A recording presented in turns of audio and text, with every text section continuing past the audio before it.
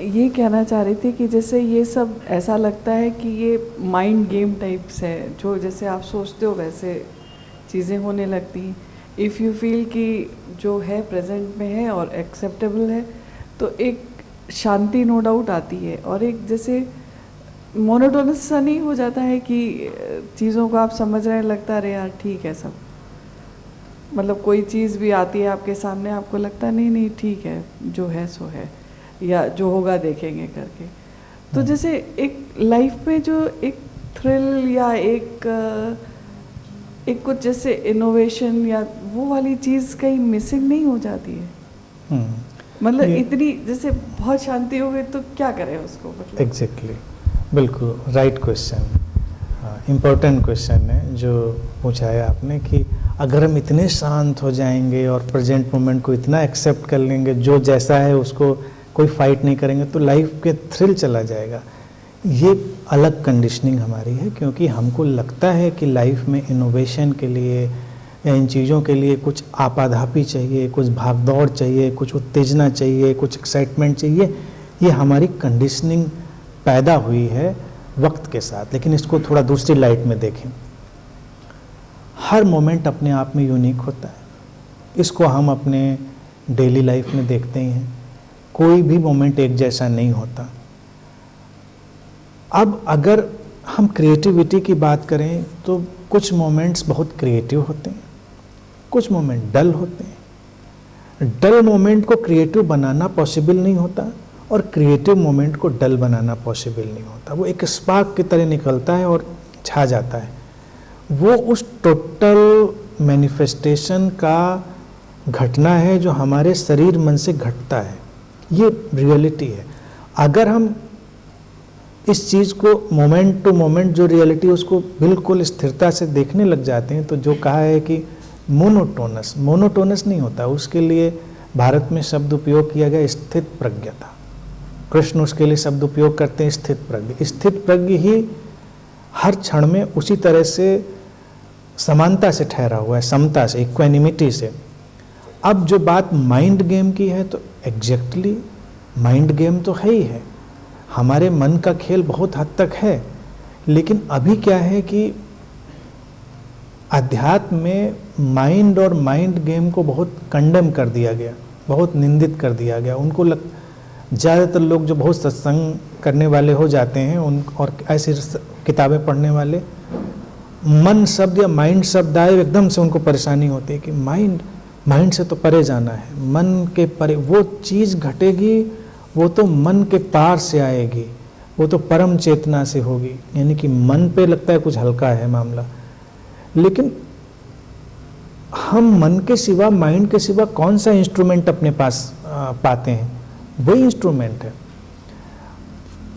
कभी कभी मुझको ये अज्ञान के बजाय कंस्पिरेसी भी लगती है, स्पिरिचुअल कंस्पिरेसी, कि लोगों को वो बातें ही नहीं समझने दी गई जिससे वो उस पीक को महसूस कर सकते थे जिसको मास्टर्स ने जिया। माइंड का इंस्ट्रूमेंट है। हम उस मोमेंट की इक्वेनिमिटी को, समता को, स्थिरता को माइंड की प्रोग्रामिंग से ही अचीव करेंगे। एक प्रोग्रामिंग है माइंड की ये कि वो कहता है कि नहीं कुछ तो करना चाहिए, कुछ तो करना चाहिए। खाली, और कोई लोग कहेंगे कि खाली नहीं बैठना चाहिए, तो कोई कहेगा खाली दिमाग शैतान का घर है।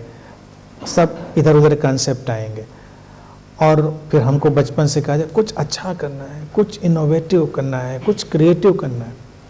फिर अगर ज़िंदगी को 30-40 साल जी चुके हों, शुरुआत में नहीं समझ में आती बात, अगर 20-22 में 20 भी कह सकता हूँ, लेकिन 20-22 या 25 में समझने के लिए बहुत अवेयरनेस चाहिए, क्योंकि उस समय इतनी प्रचंड ऊर्जा, नैसर्गिक ऊर्जा व्यक्ति के पास होती है कि उसको लगता है नहीं ऐसे कैसे, हम अभी करते हैं, अभी करके मानेंगे इस चीज़ को।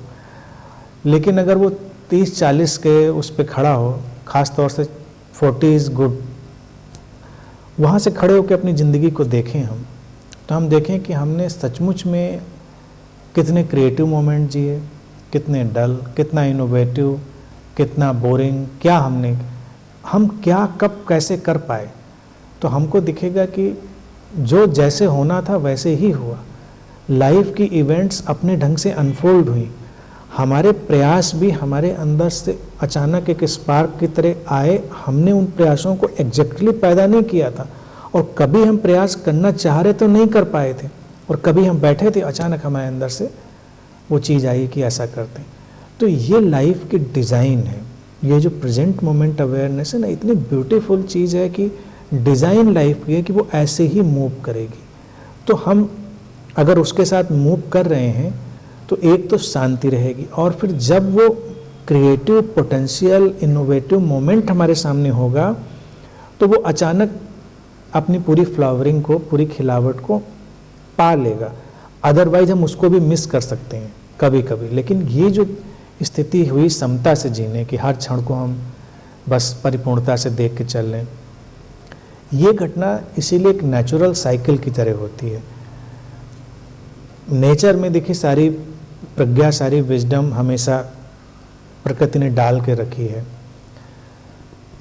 पतझड़ वसंत का उदाहरण मैं हमेशा देता हूँ कि जब पतझड़ को आना है तो आना है, जब वसंत को आना है तो आना है, हम कुछ नहीं कर सकते। अब जब पतझड़ हो रहा हो तब कोई कहे कि नहीं नहीं ऐसे कैसे, इतना सन्नाटा, इतनी ग्लूमीनेस, थोड़ी हैप्पीनेस तो आनी चाहिए, क्योंकि पतझड़ को हम रिलेट करते हैं ग्लूमी, लेकिन वो तो है। ये किसने कहा कि ग्लूमीनेस बेकार है? पार्ट ऑफ द प्रोसेस है, उस प्रोसेस से ही वो चीज़ आएगी। यही हमारे साथ है। हमको बचपन से हमारे मूड से लड़ना सिखा दिया जाता है, और ये माइंड गेम बन जाता है। फिर हमसे एक्सपर्ट क्या कहता है, हमेशा खुश रहो। माँ बाप भी बचपन से कहेंगे खुश रहो, हमको आशीर्वाद भी कोई देता है तो खुश रहो। कोई हमको ये आशीर्वाद नहीं देता है कि बी रियलिस्टिक, रियलिटी में रहो। अब रियलिटी में तो पकड़ नहीं पाएगा, तो चलिए वो मनसा अच्छी है कि खुश रहो कहा जाए, क्योंकि ऐसी बातें थोड़ी एम्बिगुअस हो जाती हैं। मैं भी यही कहता हूँ सबसे खुश रहो, लेकिन ये केवल एक विश होती है। ये हम आइडिया की तरह जो अपने ऊपर डाल लेते हैं तो हम फंस जाते हैं। बचपन से हम देखते हैं हमारे मूड्स अपने ढंग से यात्रा कर रहे हैं। कभी हम बहुत हैप्पी मोमेंट्स में हैं, दुनिया का खुश से खुश इंसान कभी अचानक बड़े ही डल ग्लूमी मोमेंट्स में होता है, और कोई बहुत मेलनकोलिक पर्सनैलिटी का व्यक्ति हो, उसकी लाइफ में भी कुछ अच्छे मोमेंट्स होते हैं।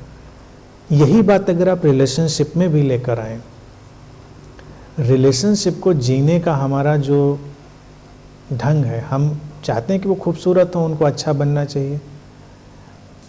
ये बात फिर वही है, जब बहुत हम यंग होते हैं एनर्जी के फ्लो में, तब नहीं समझ पाते। थोड़ा पीछे जब लौट के देखते हैं तो हमको समझ में आता है कि मोमेंट से स्पार्क आया, कभी वो मोमेंट एकदम से उठा और उसने हमको आच्छादित कर लिया, कैप्चर कर लिया उसने, और वो रिलेशनशिप बहुत खूबसूरत हो गई। और कभी हमने सारी कोशिश करी थी खूबसूरत बनाने की, हमने सारे एफर्ट किए थे, सारी चीज़ करी थी, और अचानक सारी चीज़ बिल्कुल रेत के महल की तरह बिखर के चली गई। कैसे हुआ? तो क्या हमारा इनोवेशन काम आया उसमें कि नहीं आया? कि वो टोटलिटी की जो विजडम थी, जब उसको इमर्ज होना था, उसने इमर्ज होकर हमको ओवर पावर कर लिया। अब अगर हम मोमेंट की कंप्लीटनेस में जीते हैं तो हम उन चीज़ों को अपनी पूरी ग्लोरी में महसूस करेंगे, और जब डल मोमेंट्स होंगे तो उनसे फाइट नहीं करेंगे। ये है मतलब टोटल तरीका यही है। बात आपकी बहुत इम्पोर्टेंट है, लेकिन ये केवल कंडीशनिंग डाली गई है कि क्या होगा। मैं कहता हूँ कुछ भी नहीं होगा, बहुत अच्छा होगा।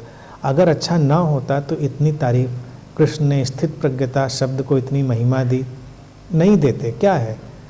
और अगर कृष्ण की खुद की ज़िंदगी हम देखें तो कितनी क्रिएटिव, इनोवेटिव पूरी हमने दिखाई, स्टोरी ही माने, लेकिन हमने प्रेजेंट किया उसको कि वो कलरफुल है पूरी तरह से। और इंसान कहता है कि हम तो प्रेजेंट में रहते हैं, ना हमको सुख छूता है ना दुख छूता है, हम हर चीज़ से पूरी तरह निर्लिप्त हैं। लेकिन ऐसा व्यक्ति ही उस मोमेंट में पूरा रिस्पॉन्स कर पाएगा। इस प्रोग्रामिंग को बदलने की ज़रूरत है। ये माइंड गेम शुरुआत में होगा और फिर एक मोमेंट पर आकर वो प्रोग्रामिंग एकदम से इतनी डीप हो जाती है कि फिर हमें उसकी आदत हो जाती है। अभी हमारी आदत हो गई है बहुत सारे नेगेटिव पैटर्न्स की, और एक बार हम इसको सोचें कि भाई ऐसा होगा तो हम ऐसा कर सकते हैं, प्रोग्रामिंग बदल जाएगी। और किसी को ये प्रोग्रामिंग बदलने के लिए तैयार नहीं किया जाता, बल्कि रिलीजन, सोसाइटी उसको एक अलग किस्म का माइंडसेट दिए चले जाते हैं।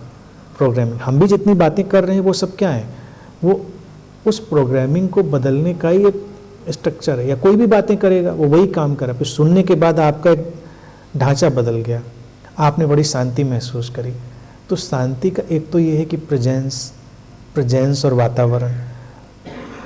दूसरा जो पहलू है, हमारे माइंड का ढांचा बदला, माइंड गेम बदला, हम शांत हो गए। और वही माइंड गेम दूसरी तरफ होता, हम अशांत हो जाते। That's all.